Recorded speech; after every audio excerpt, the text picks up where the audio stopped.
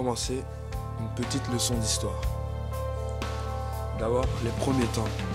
Les jeux vidéo nous viennent d'un ingénieur américain du nom de Ralph Baer qui, vers 1951, s'est fait confier la charge de concevoir la meilleure télévision du monde. Il décida alors d'y intégrer un module de jeu. Même si son idée s'est fait refuser, il est tout de même reconnu comme étant la première personne à penser aux jeux vidéo. Plus tard, en 1952, un Britannique, A.S. Douglas, fut le premier à réaliser un jeu vidéo, le concept étant bien connu encore aujourd'hui. Sautons quelques années pour arriver en 1997. Des programmeurs d'Atari, une compagnie de jeux vidéo qui produit encore des jeux vidéo aujourd'hui, décident de se joindre ensemble et de fonder Activision, qui est maintenant un des grands géants des jeux vidéo.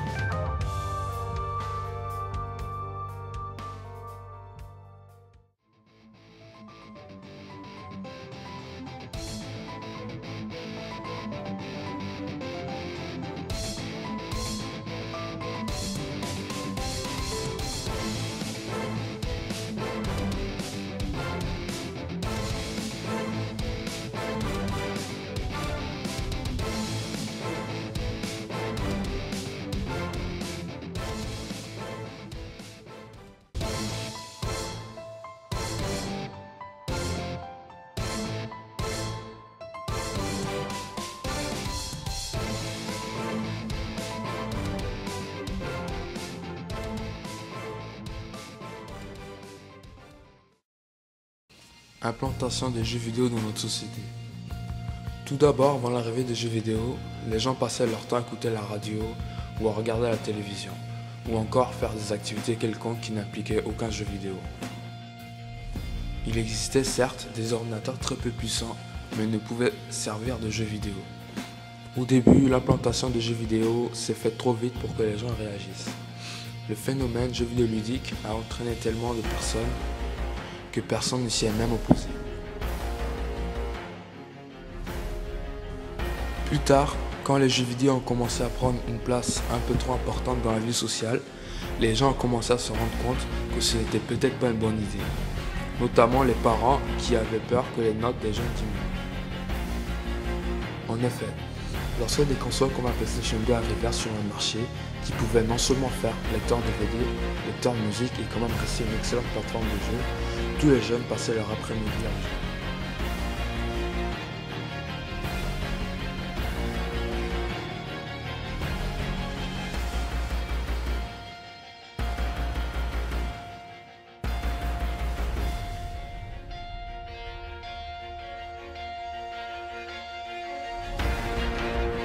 En 2005, Sony implanta sur sa PlayStation 2 un module qui permettait non seulement de jouer online, mais en plus de profiter d'une expérience de jeu sans limite et aucune répétition.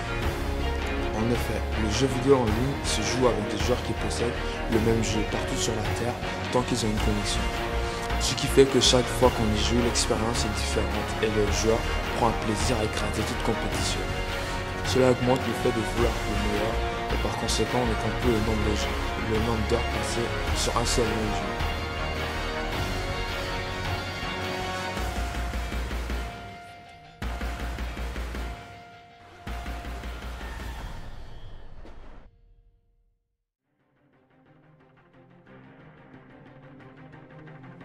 Il est évident que les jeux vidéo font partie de notre style de vie. Un anthropologue dirait que les jeunes qui jouaient 20 ans plus tôt au premier système de jeu ont grandi avec cette idée, alors que pour eux c'est normal de voir leurs enfants jouer des heures entières et de vouloir le dernier système de jeu. Ainsi, aussi vu que cette implantation est montée de façon graduelle, les gens ont eu le temps de s'y adapter. En sociologie, les gens ont accepté ces progrès technologiques. Voyant leurs amis jouer et se lancer des défis online, les autres sentent le besoin de faire partie de ce cercle et de changer leurs habitudes sociales.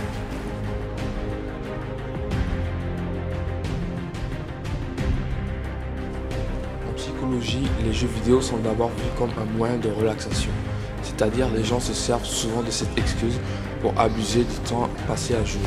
On a grandi avec les jeux qui nous entourent, alors plus tard font partie de notre lifestyle.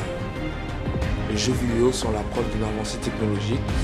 Ils ont remplacé les vieux ordinateurs, les DVD, les livres et même les jeux que les enfants avaient l'habitude de jouer à l'extérieur de la maison.